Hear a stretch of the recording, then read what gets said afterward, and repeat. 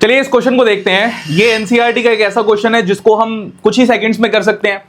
अगर मैं बात करूं कि ये क्वेश्चन हमारा किसी कॉम्पिटिटिव एग्जाम में अगर आ जाता है तो मेथड 1 डायरेक्ट, बिकॉज ये क्वेश्चन हमारे पास है एंगल ऑफ रिपोज पे। एंगल ऑफ रिपोज हमें कहता है कि अगर हम किसी प्लेन को हम उसके एंगल को बढ़ा रहे हैं तो हमारे पास एक एंगल ऐसा आएगा जिस समय पर जो उस पर रखी हुई ऑब्जेक्ट है वो हमारे पास स्लाइड करना स्टार्ट कर देगी।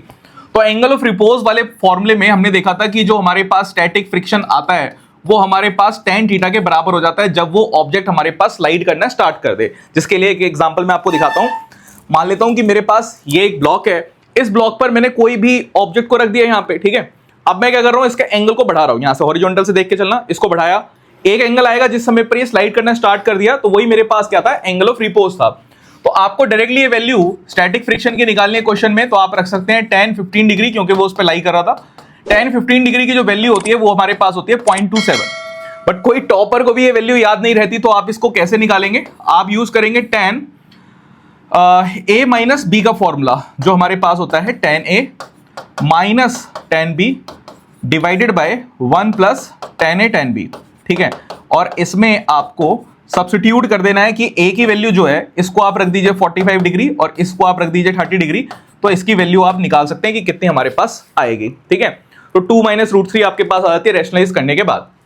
बाकी मेथड 2 अगर मैं बताऊं तो मेथड 2 में हम क्या करेंगे, इसको बैलेंस करेंगे, क्योंकि क्वेश्चन में हमसे पूछ रहा है कि coefficient of static friction between the block and the surface क्या रहेगा। तो अभी पहले मैं इसको हटाता हूं, ये मेथड 1 हमारे पास हुआ। अब बात करते हैं मेथड 2 की। तो मेथड 1 को करते हैं हम छोटा। चलिए अब बात करते हैं मेथड 2 की। तो मेथड 2 में मैं फ्री बॉडी डायग्राम का यूज करता हूं। तो मान लेते हैं कि एक ये इस तरीके से हमारे पास है और यहां पे हमने इसको थीटा मान लिया। ये हमारे पास एक ब्लॉक रखा हुआ है m मास का, हमें पता है बॉडी पे लगता वेट उम्र के साथ बढ़ता पे, डायरेक्शन फिक्स है कि mg हमारे पास नीचे की तरफ लग रहा है।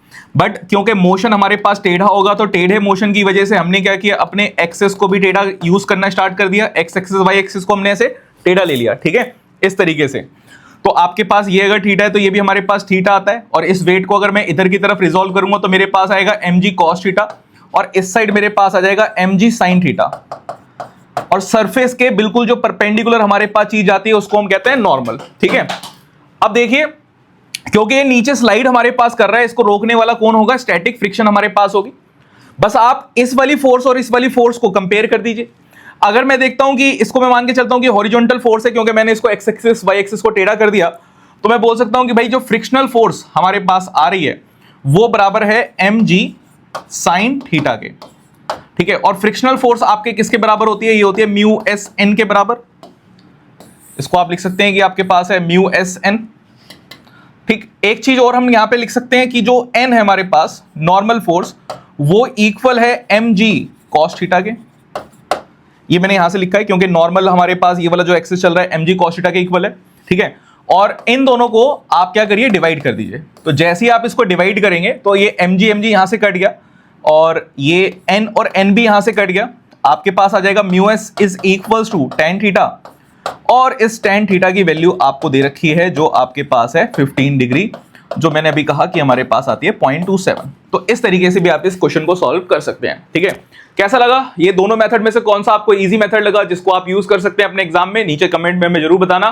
चैनल को सब्सक्राइब कर देना और हमारे ऑनलाइन और ऑफलाइन दोनों कोर्सेज ज्वाइन करने के लिए नीचे दिए गए नंबर पे आप कॉल कर सकते हैं। Thank you.